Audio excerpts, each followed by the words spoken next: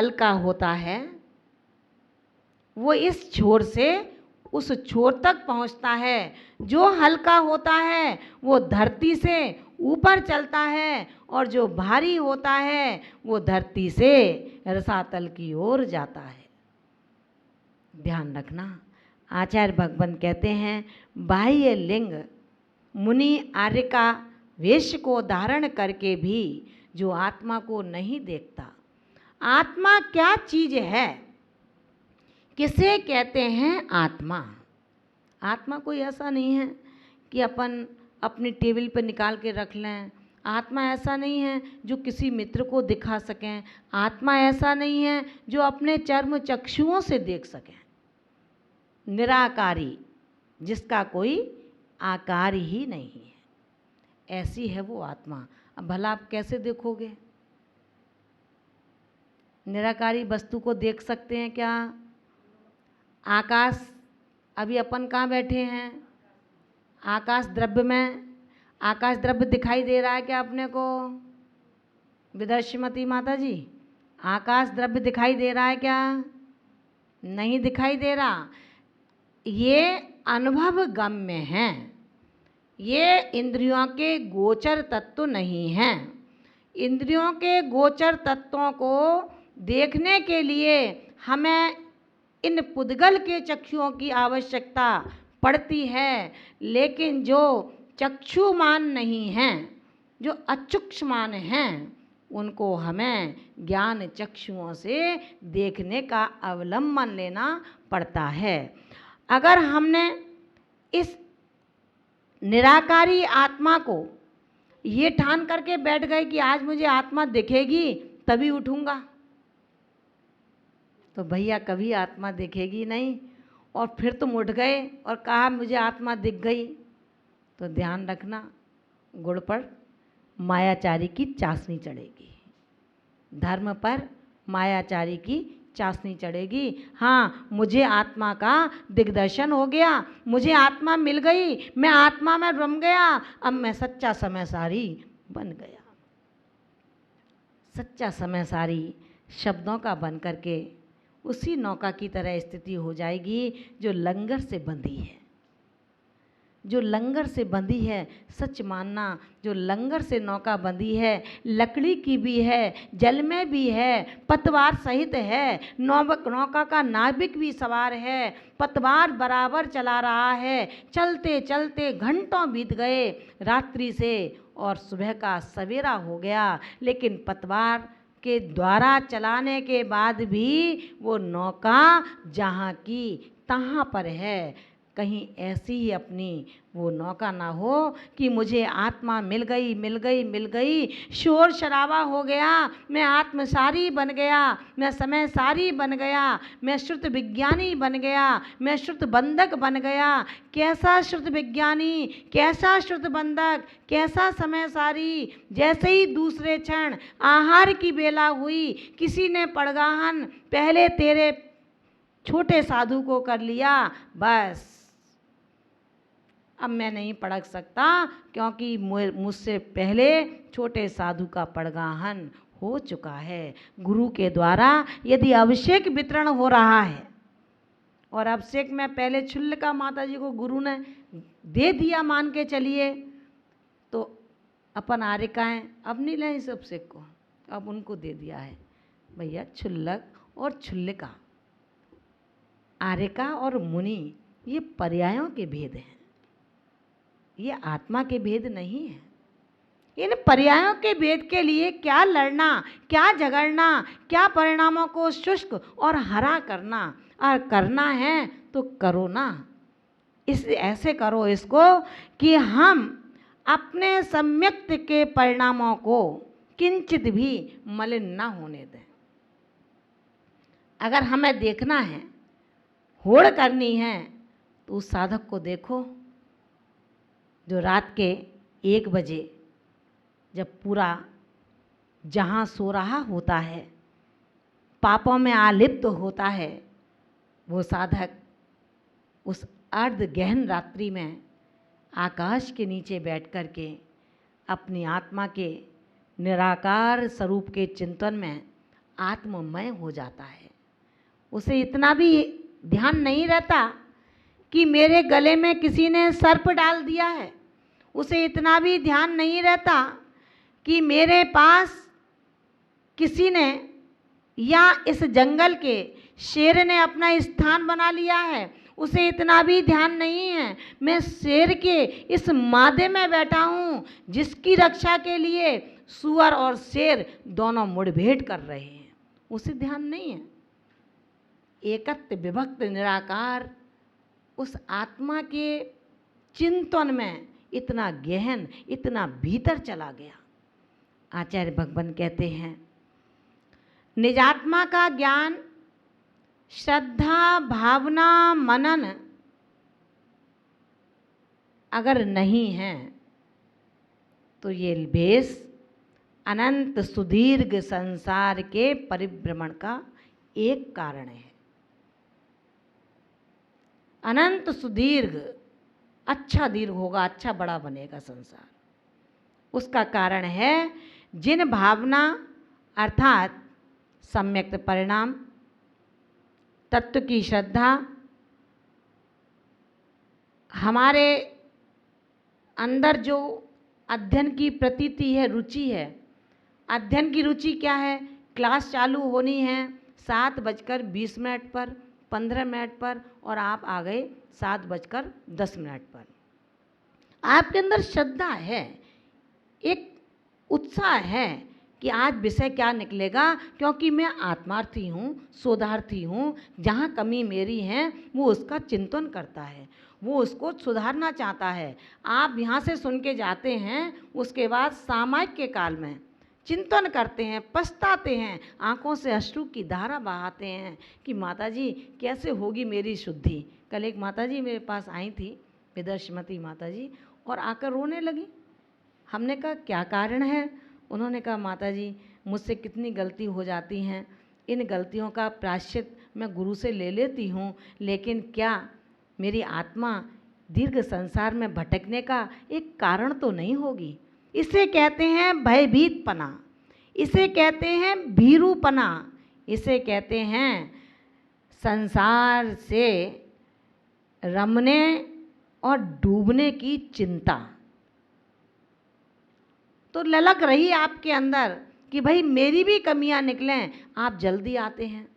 और एक शोधार्थी वो है कि घंटी बजे, मंगलाचरण हो, पहुंच जाएंगे अपन, पढ़ना ही तो है, क्या करना है, इस शरीर की तो उपस्थिति दर्ज करानी है, मन तो मेरा वैसे ही पता नहीं कहाँ पर है। माला के दाने फेरते और मनुआ फिरे बाजार में, मन से न मन का फेरते, जपिया हुए तो क्या हुए। माला के दाने खिसकाने से कहीं उसी तरह ना हो जाए। बताया था ना एक बार कि पूछा भैया बहुत जल्दी अंगूठा फिर गया, ये तो क्या हो गया ये? तो उन्होंने कहा भैया सच सच बता दूं क्या? हंसना मत। हाँ बताओ। बोले फुर्सत नहीं मिलती, मंदिर नहीं आऊँ तो लोग कहते हैं सोसाइटी वाले कि कैसा जैनी है, मंदिर नहीं जाता। तो उनकी भी बात रखनी है, अपनी इमेज खराब थोड़ी करनी है मुझे। तो इमेज भी बनी रहे तो दुकान का हिसाब भगवान के सामने लगा रहा हूँ, हिसाब का हिसाब लग जाएगा। जैनियों की आंखों में होगा कि आ गया। ध्यान रखना। मात्र निजात में तत्व की श्रद्धा से रहित, सम्यक्त परिणामों से विहित, श्रद्धा की प्रतीति जिसके अंतरंग में नहीं है, उसके लिए ये भेष मात्र नरक, त्रियंच, कुमनुष्य और कुदेव देव दुर्गति, छेदन भेदन, शूल आरोहण, शारीरिक मानसिक जितनी भी यातनाएं हैं, संताप हैं, कष्ट हैं, पीड़ाएं हैं, संकट हैं, उनको प्राप्त करने का एक उद्यम है, एक पुरुषार्थ है। नहीं तो ऐसा नहीं था। तीर्थंकरों ने शिलाओं पर जाकर के इतनी तप्त शिला कर दी, द्वेषी ने, विद्वेषी ने, धर्म विध्वंसी ने इतनी तप्त शिला कर दी कि मुनिराज आहार करने गए हैं, उस शिला को इतना तप्तायमान कर दिया कि आएंगे, बैठेंगे, आनंद आएगा जब जलेंगे तब। अरे ऐसे उपसर्ग करता हो, ध्यान रखो।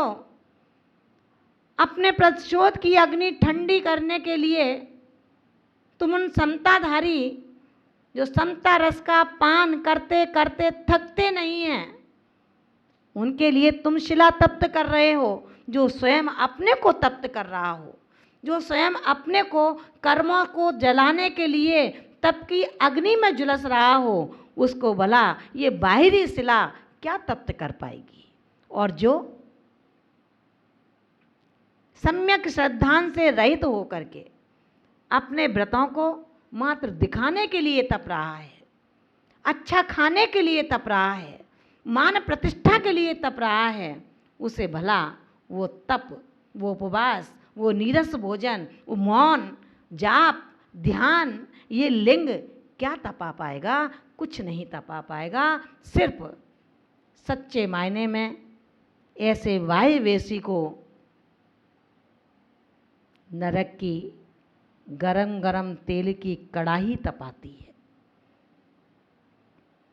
साधु बनने के बाद भी स्त्री और पुरुष देखने की इच्छाएं रह गई हैं, तो ध्यान रखना, नरकों के अंदर गरम गरम लोहे की पुतली और पुतले इस पाप के भुगतान के लिए हमें वहाँ पर मजबूर करते हैं।